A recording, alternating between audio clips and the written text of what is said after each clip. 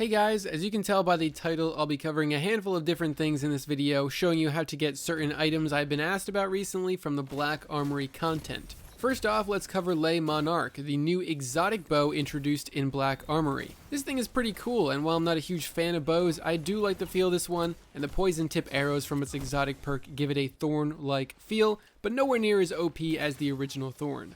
I've used it mostly in Crucible, so I can't attest to its strength in PvE, but I'm sure it sits in line with the rest of the exotic bows.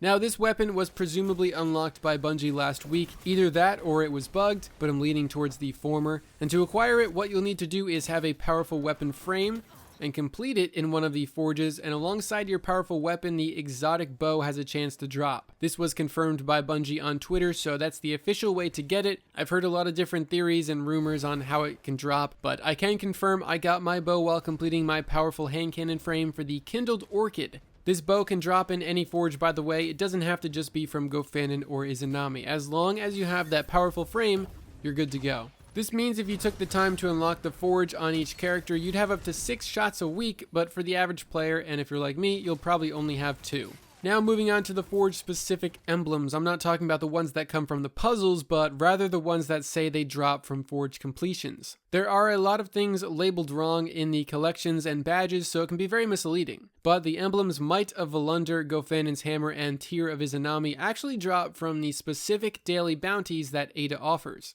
Not any, but a very specific one. I don't know if they pop up multiple times a week, but so far I've seen the Gofanin bounty last week, and at the time of recording this, I just did the Volunder one.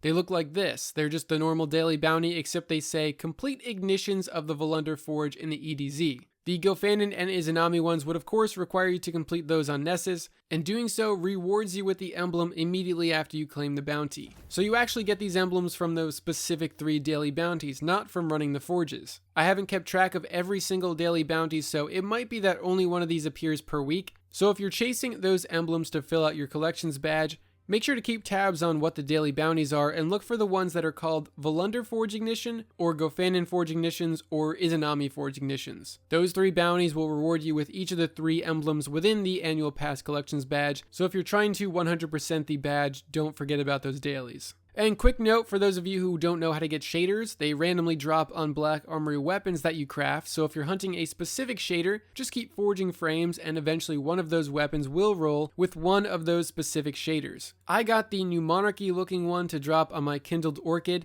and I always love the red and gold look, so I'm super hyped to start applying it to a bunch of weapons. And to clear any confusion up about the armor drops, it comes from Ada1's weekly challenge, but it can also drop from those rare special bounties that reward powerful gear. So even more reason to do those Black Armory daily bounties if you're hunting the armor sets. Next up is how to get the Platinum Starling ship. This is the exotic Black Armory ship that complements the Black Armory exotic Sparrow from the new raid Scourge of the Past, and the exotic Black Armory Ghost that says it drops within the new forge from Niobe Labs. If that's incorrect and it actually comes from a Triumph, I'll be sure to update the pinned comment and description for you guys once that is figured out. Right now, you can already get some cosmetics and ghost shells from the current forges. There's a legendary Sparrow that you can get to randomly drop from Volunder called Anti-Paladin.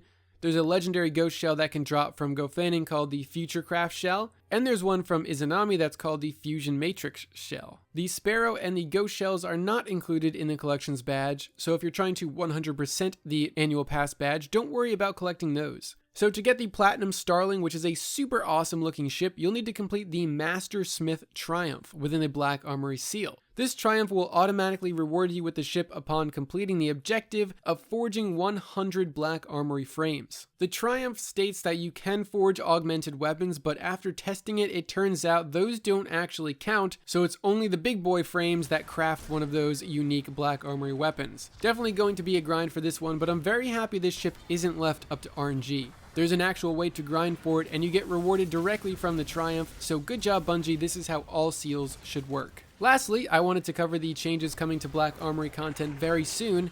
Next week will be January 1st, which means there's 1 week between the start of the new year and when the Niobe Labs opens up on the 8th.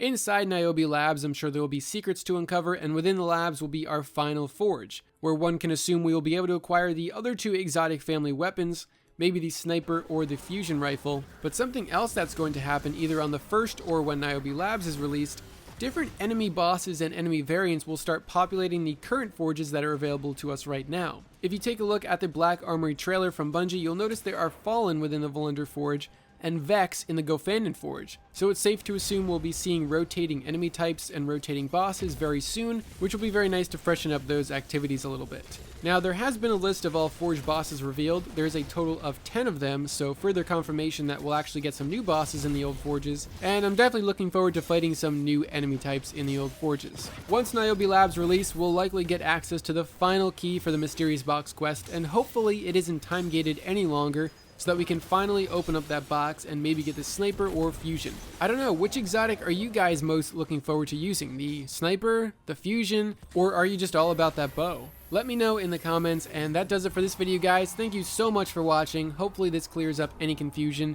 and is a big help to those hunting down any Black Armory loot. Have a great day, guys, and I'll see you in the next video.